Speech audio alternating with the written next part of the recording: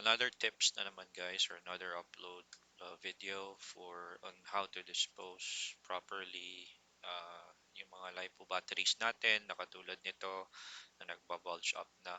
So this means that it's time na itapon na natin, time to go to waste na.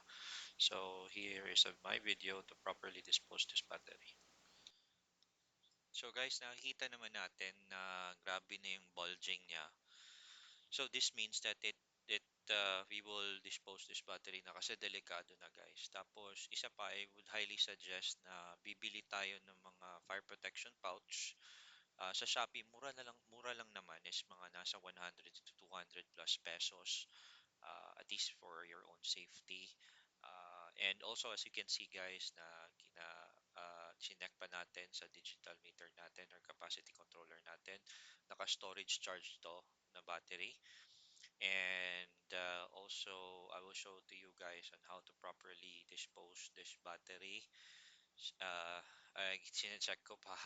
Ayan, lumobo na talaga. So, again, bili tayo ng mga fire pouches sa Shopee. Mura lang naman for storage sa mga LiPo batteries natin. What we need is, we need a container. Tapos, lagyan natin ng water. Kahit anong water guys, tap water lang ginagamit ko dito. And then also we need salt. Yan.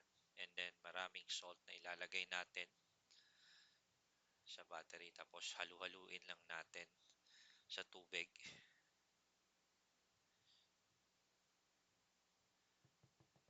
Medyo matagal pa yan. So yan, ginagawa ko ulit natin.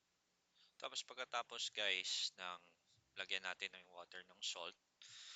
So we will put this outside para safe. And then we will wait for a day. Tapos pag one day babalikan natin, check natin yung battery kung na-discharge na talaga siya. Tapos nakikita nyo guys, ayan, bumubula pa yung mga connections niya. And also there is a way din guys, you can also cut the connections niya.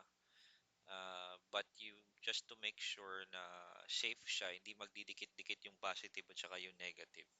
Just make sure pag-cut niyo si positive, kunyari, kakat niyo na maiksi, and then si negative, ikakat niyo ng mahaba. And then yung mga balance leads din niya, pwede niyo rin i-kakat. Pero sa akin guys, eto guys, hindi ko na kinat. And then, okay, again, as you can see na bumubula siya. So that means nagdi-discharge na yung battery natin. And then, babalikan natin to guys, yeah, for a day. So, see you tomorrow. So, eto na siya guys for binalikan ko pagka umaga. Yan. And then, kahit eto, tinatry ko pa pukpukin kung magbe-burst ba siya or mag-explode ba siya. Do it at your own risk. Pero sinasuggest ko guys, hindi niyo dapat to gawin. So, I rather suggest that you pack the battery ng maayos and then dispose it para at least safety naman dun sa mga kapwa nating basurero guys, para at least hindi naman sila nasasabukan. So till the next video, salamat sa panonood. Thank you.